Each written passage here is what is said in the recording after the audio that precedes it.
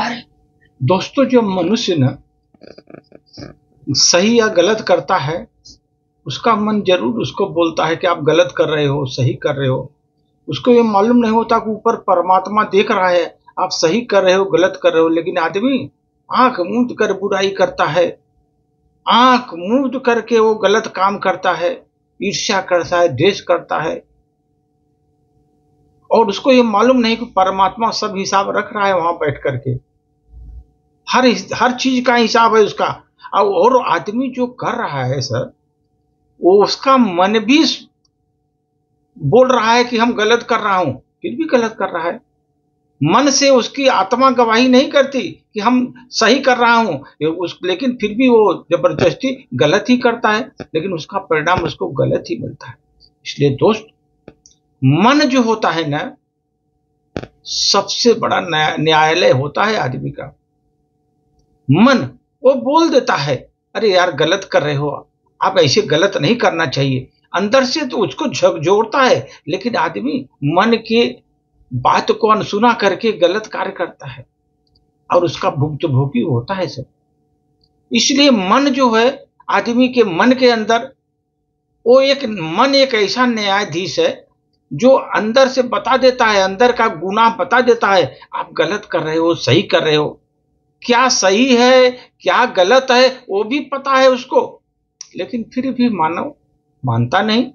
जो गलत करने वाले गलत करते हैं, सही करने वाले सही करते हैं, लेकिन अंतरात्मा गवाही नहीं करती। अब देखो दोस्त, कभी भी कोई आदमी जो गलत कर रहा है, उसकी अंतरात्मा उसको झकझोरती है, तुम गलत कर रहे हो। लेकिन आदमी अहंकार में इतना चूर होता है, वो उसको करता ही करता है, अपने अंदर की अंतरात्मा की आवाज को सुनता नहीं, हो गलत करता ही सब।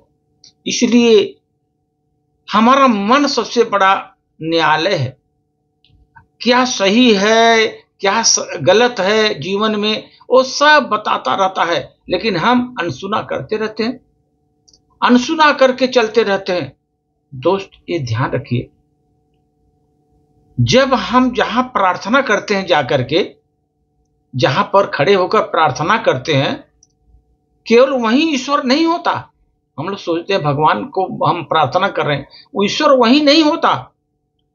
ईश्वर वहां भी होता है जहां हम गुनाह करते हैं, गलत काम करते हैं, जहां हम अपने आचार विचार को बेच देते हैं, वहां पर भी ईश्वर होता है। ये हम लोग समझते नहीं। हम लोग समझते हैं कि प्रार्थना कर रहे हैं, ईश्वर तभी हमारे सामने है, लेकिन ईश्वर जब हम गुनाह करते रहे वहां पर भी खड़ा रहता है, वहां पर भी ईश्वर हमको देखता रहता है।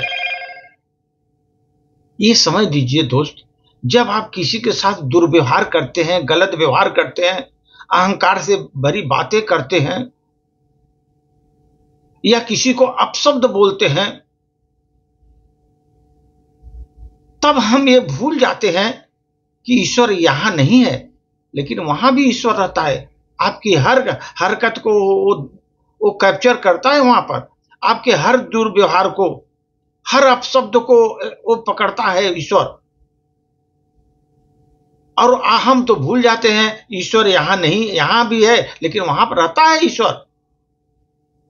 इसका मतलब दोस्त, हम सिर्फ सुविधा के अनुसार मानते हैं ईश्वर को।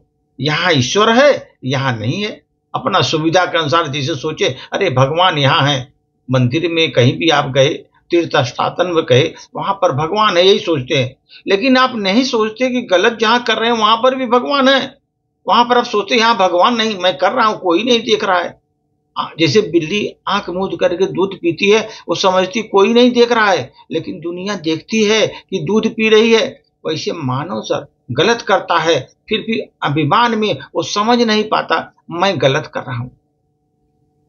वो ईश्वर देख रहा है, उसको समझ नहीं आता। वो सोचता है ईश्वर यहाँ है ही नहीं है, कोई देख नहीं रहा है, हम तो ऐसे गलत कार्य करेंगे। लेकिन ऐसा नहीं है, वहां पर भी ईश्वर प्रकट रहता है, आपके हर चीज को आपको कैप्चर करता रहता है, और उसको नोट करता रहता है कहाँ आप गलत है, कहाँ गलत सही है। इवन आपका अंतरात्मा भी आपको अंदर से झकझोरती है, गलत कर रहे हो, लेकिन आदमी अंतरात्मा की आवाज कहाँ सुनता है, अहंकार में चूर होता है। इसलिए दोस्त, कभी भी अपने अंतरात्मा की आवाज सुनिए। ये देख करके चलिए कि ईश्वर हमको सब जगह अवेलेबल है। हम कहीं भी हों, आकाश में, पाताल में, कहीं भी हों, हमारा ईश्वर हमारे ऊपर पूरी दृष्टि से देख रहा है। हम क्या कर रहे हैं, गलत कर रहे हैं, सही कर रहे हैं, सब पर उसकी दृष्टि पड़ी रहती है सर। धन्यवाद।